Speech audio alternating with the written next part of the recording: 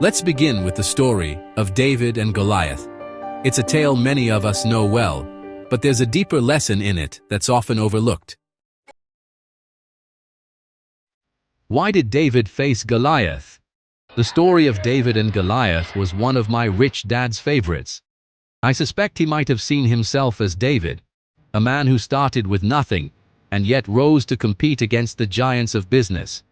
Rich Dad used to say, David was able to defeat Goliath because he knew how to use the power of leverage. A boy and a simple sling were far more powerful than the feared giant Goliath. That's the power of leverage. My previous books dealt with the power of cash flow. Rich Dad said, cash flow is the most important word in the world of money. The second most important word is leverage.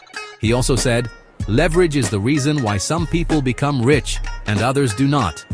Rich Dad continued his explanation, saying that leverage is power, and that power can work for you or against you.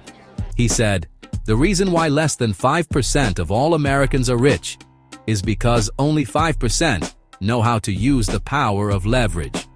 Many who want to become rich do not because they abuse the power, and most people do not become rich because they fear the power of leverage. There are many forms of leverage, and one of the most well-known is borrowing money.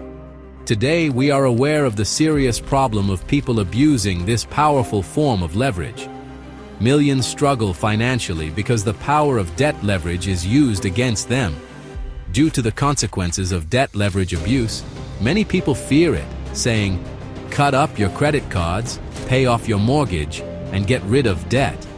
My rich dad would laugh and say, cutting up your credit cards won't make you rich. Cutting up the credit cards would only make me anxious. However, he agreed that if you were abusive with the power of debt leverage, you should definitely cut up your credit cards, pay off your mortgage, and get rid of your debts.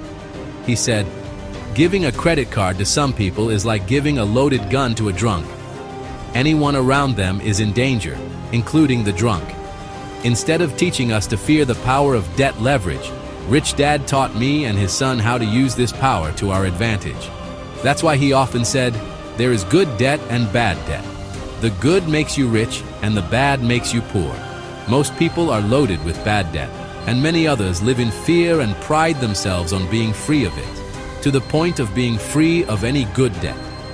In this book, you will discover how my wife, Kim, and I retired young and rich because we were deep in good debt, which made us rich and financially free.